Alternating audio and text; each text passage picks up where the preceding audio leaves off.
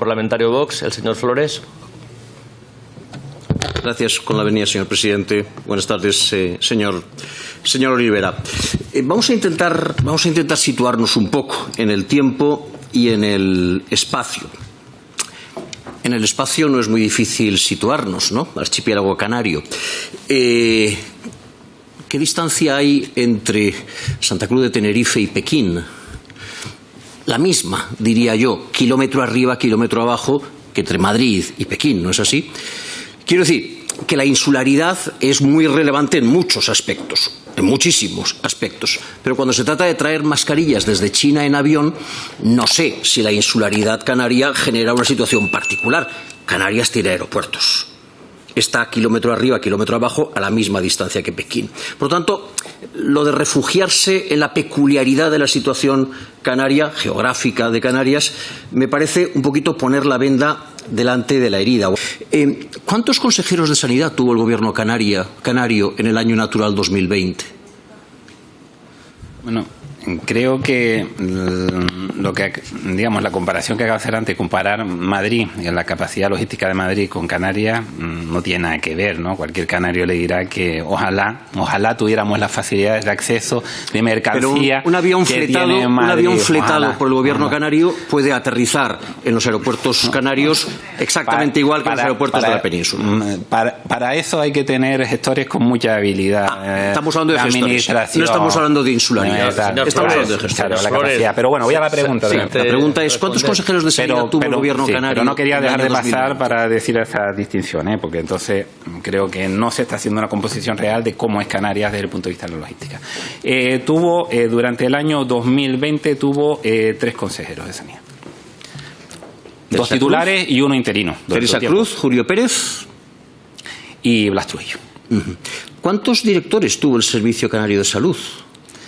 Tuvo en el año 2020 4. 3 y 1 interino. 3 consejeros y 4 directores del Servicio Canario de Salud en 365 días, 12 meses en plena pandemia. ¿Podríamos afirmar que el sistema sanitario canario, la organización política del sistema sanitario canario era un carajal en aquel año? No, todo lo contrario. Yo creo que se tomaron decisiones, a veces difíciles, a veces complicadas, para garantizar que funcionara bien. Pues porque lo más importante es los resultados y los resultados objetivos. ¿Quién fue su predecesor en el cargo de director del Servicio Canario de Salud? Blanca Méndez. Blanca Méndez. ¿Y el señor Conrado Domínguez? Estuvo en la legislatura anterior en el gobierno de Coalición Canaria con el señor Baltar de consejero de Sanidad. ¿Y posteriormente? Y posteriormente. Pero estuvo después. ¿A usted le precede la señora? A mí me precede Alberto Pazos. Perdón, le sucede el señor Pazos. Sí. Le sucede el señor Pazos y al señor Pazos le sucede el señor Conrado Domínguez. Ese Conrado Domínguez que le sucede a usted en septiembre del 20 es el mismo viceconsejero que está imputado por delitos de prevaricación, tráfico de influencias y estafa de 4 millones de euros a la sanidad pública. Así está imputado en el caso conocido de RR7 que hemos comentado. Efectivamente. Es decir, usted fue director del Servicio Canario de Salud y alguien por encima de usted, no hace falta tener mucha imaginación para saber quién, consideró que sus servicios ya no eran necesarios y que con la breve interinidad del señor Pazos, que toma posesión del cargo en julio del 20, pues había que confiar el Servicio Canario de Salud, repito, a un señor que a la postre acaba procesado por prevaricación, tráfico de influencias y estafa de 4 millones de euros. Señoría, simplemente por hacer una cuestión, ¿no? Que, digamos, a mí no me cesan en eso. Yo estaba ocupando esa posición de forma interina durante el tiempo que se nombrara otra persona. Lo sé. Y voy a compartir una cuestión que yo creo que nadie sabe, ¿no? Que cuando terminó ese periodo, cuando hubo que adoptar el nuevo equipo, se me ofreció poder continuar como director del Servicio Canario de la Salud. Pero entendía que en aquel momento debería estar, ¿no?, de la mano del presidente en otras misiones, en otro eso, como era de viceconsejero de la presidencia. Quiero que quede esto claro. Usted nos ha explicado cuál es el procedimiento de contratación, incluso en situaciones como las que estábamos siendo testigos, situaciones de extremada tensión de los mercados, de dificultad de encontrar proveedores, de dificultad de encontrar material, de dificultad de encontrar extorsionadores e intermediarios. Pero fíjese usted, con toda esa serie de elementos procedimentales, usted consigue gastarse 2 millones de euros en 48 horas. No sé, yo cuando me voy a comprar una corbata, la miro en la tienda, no me decido, le pregunto a mi mujer si le parece bien, vuelvo al día siguiente. Yo tardo 3 días en gastarme 50 euros en una corbata. Usted el 21 de abril recibe una llamada telefónica, un tal Rotaech.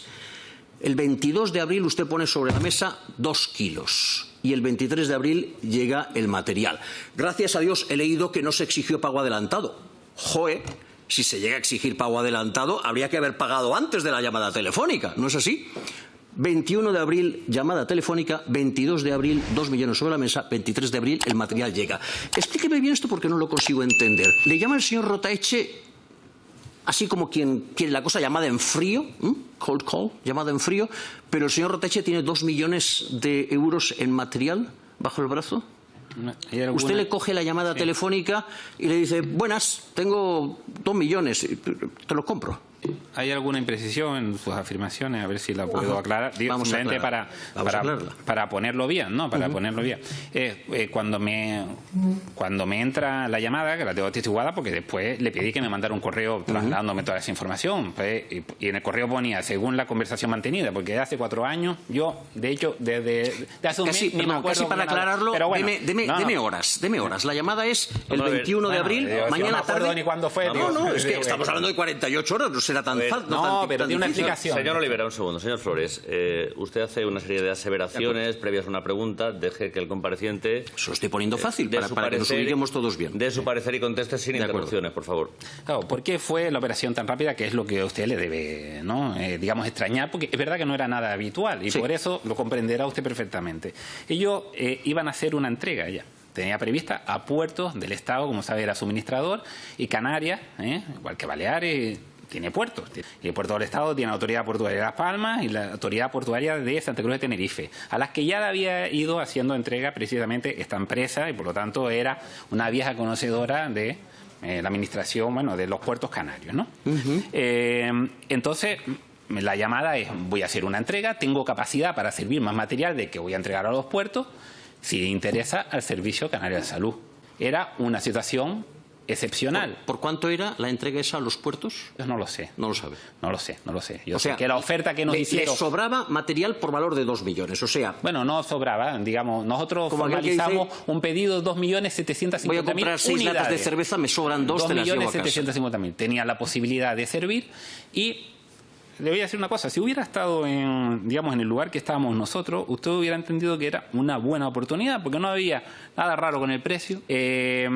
Y sobre todo la capacidad de entrega era bastante rápida. No había Por lo nada tanto, raro. era una cuestión muy interesante. Estupendo. En un momento en el que, con suerte, tardaban semanas en servirte material. No, lo que eran interesantes son los perfiles de los sujetos que había detrás de esa empresa. Eso sí que es interesante. El día, Opinión de Tenerife. No sé si entra en el capítulo de libelos, de pseudoprensa o de prensa normal y corriente, pero le cito. José Ángel Escorial Senante, persona conocida por la Guardia Civil. El Instituto Armado le investigó por supuestos sobornos sobre una posible corrupción en Angola, mediante el presunto pago de mordidas a funcionarios públicos dentro de la ejecución de un contrato para construir un mercado de abastos en Luanda. Administrador de soluciones de gestión durante los años de distribución de cobros y de material sanitario. También tenía acciones en Parde Investment y en otras empresas de nombre igualmente pintoresco.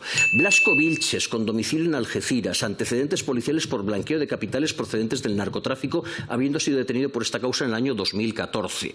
Intuyo que en la noche del 21 al 22 de abril usted no tuvo tiempo de comprobar la catadura del señor Senante o del señor Blasco Vilches, ¿verdad que no? Me hubiera gustado tener tiempo de dedicarme a esas cuestiones que usted dice, pero pues yo no era el principal yo no era el principal, responsable de las contrataciones. Ya lo he explicado anteriormente. La prioridad era salvar vidas. La gente se estaba muriendo. Rivera, los sanitarios estaban desesperados. No se me envuelva en la bandera Señor nacional. Señor ¿vale? Flores, Señor Flores, por favor. Un segundo, señor Olivera, por favor. Señor Flores.